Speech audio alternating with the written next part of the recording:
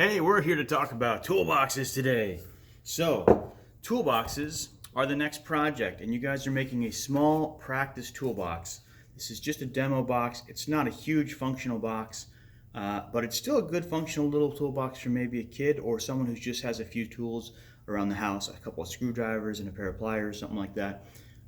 Or it's great to just put on your desk as a desk organizer. You can put papers in it. It's still big enough to file all your usual documents and stuff like that on your desk, a couple of binders, maybe organize your pencils. A lot of students that don't really want a toolbox sometimes turn it into a planner box. You can take out the handle, do a different design. It's your choice. But we got to build a box so we can learn some skills. All right, let's talk about the box. So you guys at this point should have finished your blueprint. Here, if this is done, you have a step-by-step procedure that is next that needs to go on the back. By looking at this, we can take a look at the finished product through our drawings. You didn't have to draw this one, which is the isometric view. This is what this ends up becoming.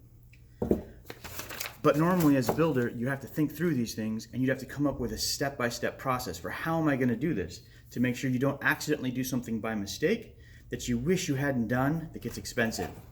If you cut the wood wrong, it gets really expensive.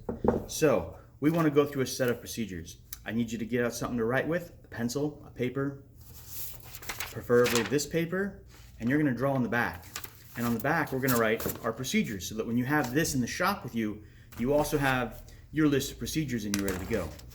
Let's go through it. Step number one, you're going to lay out all your parts on the piece of wood that you get, leaving space for the kerf.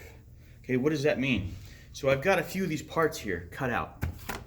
This is the top two pieces or the ends of the project, and in between them, if you can see this, there's a space here that's left over for the saw to go down in between. That way these pieces don't end up getting cut too small. The amount of material that the saw removes, depending on the set of the teeth, how far they're bent in either direction, that's called a kerf, and the kerf needs to be thought of when you mark out your project. Okay, so number two, actually, let's finish number one. I want you to put a little note in there that the handle is not included in the design.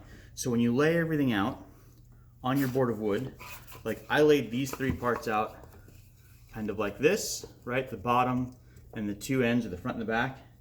And then I had this piece here laid out. And then there was this little scrap piece that kind of came off the side.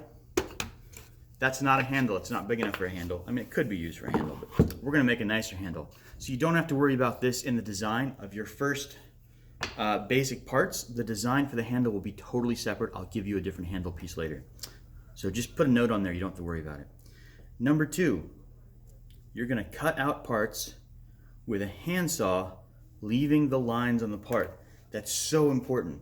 Let's take a close look at this. So on this project, I have no line here because this was the edge of the wood. I didn't need to cut it. If you can lay out your part using that edge, that's going to save you work, even better. Otherwise, wherever you had to cut, I left the line with a little bit of wood left over on the other side of the line called the reveal. You want to leave the line because we're going to take this to a different machine and sand down perfectly to that line, barely splitting the line so your project pieces work out perfectly and you come up with a nice project you feel proud of. If you don't do that, you're going to get really frustrated later. So make sure you leave the line on all of your parts. These haven't been cut out yet, but when I do, I will be leaving the line on all the parts. Okay, step number three. You're going to sand the parts, the long edges. Remember we have with the grain, the long edge here. In this case, it would be this edge because this edge was factory. You're going to sand the long edges and the end grain. This is the end grain, the end of the board, to the line. Splitting the line. That's very important. We want to split the line.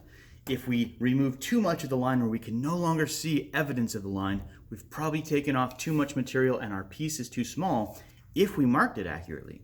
So make sure we split the line. That's step number three. Step number four. We're going to confirm that the ends and the bottom are the same width.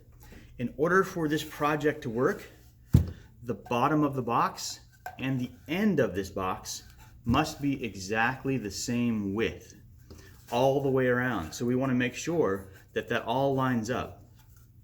The other thing that we need to check is that this is step number 5. The sides here and this bottom are the same length. Otherwise, the sides, these ends can't go on it accurately. So we've, number 4, confirmed that the ends and bottom are the same width, and then number 5, confirmed the long sides and bottom are the same length. If not, rework your project, go fix it, go put a new line on there, make it a 1/16 of an inch smaller if you have to match the smallest part that's there, and then go resand them until they're both perfect and the box will fit together and no one else will know except me when I grade it with a ruler. All right, number 6, dry fit parts and check for problems. You want to just put the whole thing together without any glue, just set it on a table and look at it. Hold the parts together tight. See, how tight are the joints? Do you have gaps and stuff that are developing in here?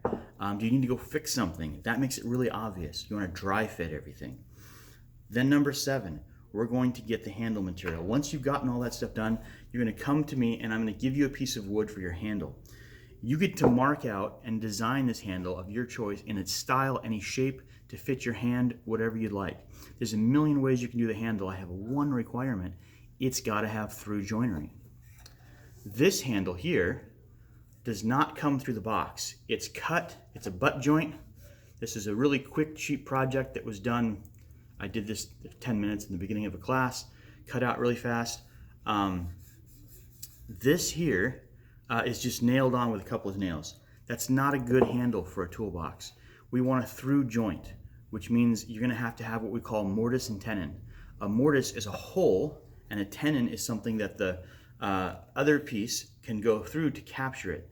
So this handle actually needs to be the length of the outside, from outside to outside of the box, or longer if you want the tenon to stick out and kind of really show off your woodwork.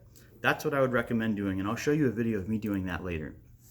So that's step number 7. 8, you're laying out the design of the wood with through joinery. That's step number 8. Make sure you write that down. Number 9, you're going to cut and sand. And by the way, if I'm going too fast, it's a video. Pause the video and then catch up with me. Step number 9, cut and sand the handle only with through joinery, okay? Make sure you cut and sand the handle only, but make sure you have through joinery. We do not want to sand the box parts yet, because if you sand off those perfectly crisp square edges that you created with the sander, they're not going to glue together and look good. We're going to sand those edges and round it all over after we glue it together. So make sure number 9 you put down that you're cutting and sanding the handle only. You get to shape it completely, get the handle finished and ready for install. We got 5 minutes, let's keep going. Let's see, number 10, just checking to see if you're listening. Number 10 says drill and cut holes, or mortises is the technical woodworking term, in the ends for the handle. So in these ends, there should be the mortise here cut out to match the tenon that you create in the handle. Again, I'll make a video of that later, but just write that down for now. Number 11, dry fit your project, the whole thing. Put the handle together, the rest of the box, hold it up, look at it, make sure there's no problems. If there's a problem, fix it before we move on. You want it to look nice. There's always a way to fix it if you're a good woodworker. Okay, problem solving is the key here. Let's see, number 12, you want to glue and nail it together. I will make a separate video for you guys on how to glue and nail the project together using finish nails, how to countersink them, putty the nails over, all that stuff. But you want to glue and nail the entire project together so it's assembled, so it stays together like this one. Notice this big ugly knot I hit on the bottom of my project. When I laid everything out, I made sure that the rest of the box looked good so that when this sits on the floor, no one can see that there's this big ugly knot in my project. Gotta think ahead. All right, next, number 13, you want to sand and round over all the edges. So this project has not been sanded yet. These edges are still pretty sharp. At step 13, that's when you take your sandpaper and sand everything down. You make it all feel really good. Make sure it can't splinter. That would be the perfect time to do that. And then step 14, turn it in for an A. Hopefully you've done the work to make sure everything is perfect. You've corrected all the errors or mistakes. You've hidden any errors or mistakes with intelligent problem solving, coming up with creative solutions, making everything a little bit smaller if you had to, making everything a little bit whatever you had to make things work. That's part of woodworking. You're only making one project, so you don't have to make a bunch of them match. It's okay, you don't have to get brand new piece if it's an 1/8 inch short. The whole project can get an 1/8 inch shorter or an 1/8 inch narrower or whatever it needs to be. As long as it looks good standing by itself, you've successfully made the project, and hopefully you've learned the skills of using the tools, the sanders, the edge sanders, the disc sander, the handsaw, the nail set, the hammer, learning how to use basic glue and cleaning it up properly, because when we get to nicer projects, those skills are going to be really important. All right, hope you guys are having fun with this. I'm ready to see you in the shop. Let's get out there, get this done, write it down. I'll see you out on the bench.